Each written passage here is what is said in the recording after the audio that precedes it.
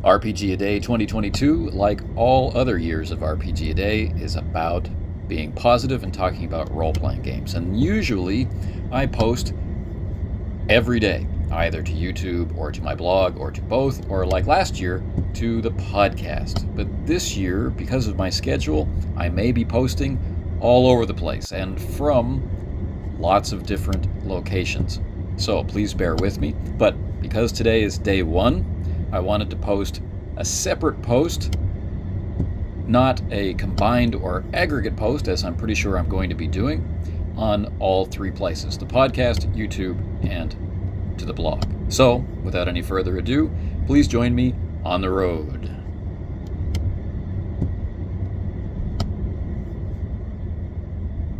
Hello.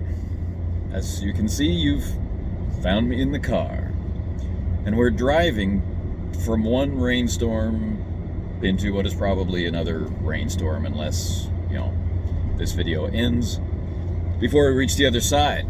Why am I talking to you from the car? Well, scheduling is challenging these days. There's a lot going on, and I'm constantly in motion. This is day one for RPG A Day 2022. And this is my first post. I will not be posting videos to YouTube every day.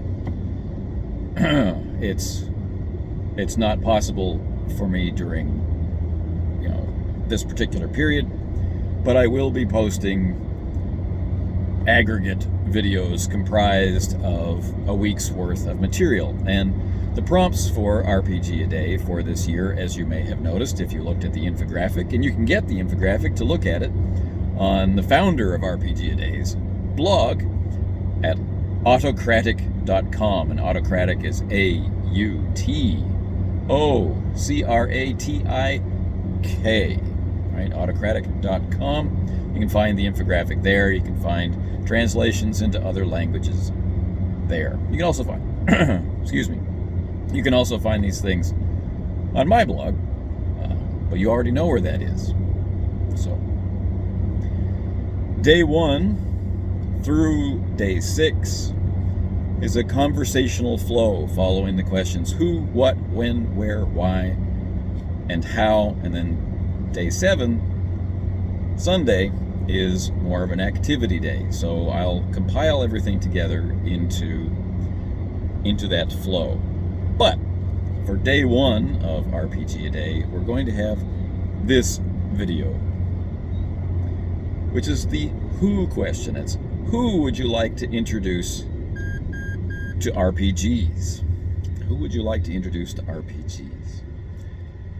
Could be a specific person, it could be a group of people or something like that, but using the power of imagination that arises from role-playing games, I'm thinking that, if it were possible to have a do-over, if it would be possible to undo a regret, to reach out when my natural instinct at the time was to remain closed, then that is exactly what I would do. I would go back to the last year of high school, where I didn't really make a new friend, but I recognized that this guy, this kind of outsider in high school, could have fit pretty easily into my small circle of friends had I met him earlier, right? Or had I made an effort to connect with him when I did meet him. And through that last year of high school, I saw him go down into bad habits, which would ultimately, I'd like to say ruin his life, but he didn't have a chance for that, because he ended his life around the time of his 19th birthday by driving his car into an overpass. And those of us who knew him have no doubt that this was intentional. So, it makes me wonder, as I learned more about him, as I learned that we liked the same music, and he wasn't a reader, but he was interested in hearing about the books that I was reading. He was interested in the kind of stuff that I was interested in, science fiction and the different types of fantasy. And, he wasn't one who was ever going to sit down and read Lord of the Rings, but he might have read Conan if someone had suggested it to him. And I think he would have loved role-playing games, but I never invited him. It never even occurred to me to invite him into that circle, and that's why it's a regret. So if I could introduce anybody I wanted to role-playing games, it would be him, and it would be then. And I don't know if it would, do something dramatic like save his life. That would be nice. But I wonder if it could have given him some other reason to try to connect to people, or if it could have given him some other way to express himself. And so even if it ultimately didn't serve some grand purpose of averting an unnecessary loss of life, it may have made those last few months of life better in some way, because I find that shared experience, the connection that people have around the table, the ability to put your inner world into action. You can, for some of us, you can be someone you're not, or for many of us, you can do something that you can't.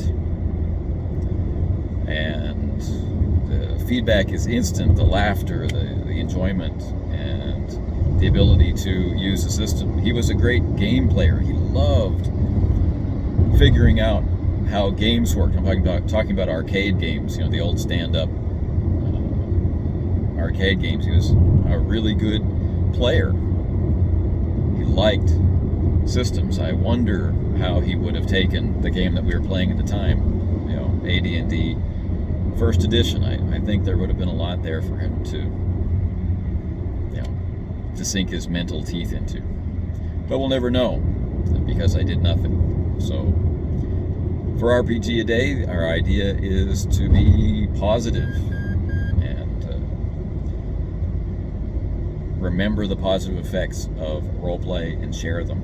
And so, should the opportunity present itself again, I hope that my instinct now, many decades later, has moved toward giving people a try and opening the door to gaming. I've still, of course, my memory is full of situations and circumstances where I didn't, or where I was surprised that my friends invited people to the table, where again it never occurred to me. But this idea of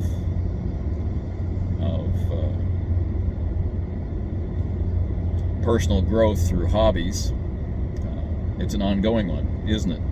It's not hopeless. I've invited far more people into the hobby than I haven't, I hope. But something to think about. So who would I invite? No names to protect the deceased. But I would go back to high school and offer an invitation that I didn't. How about you? Who would you invite to the hobby?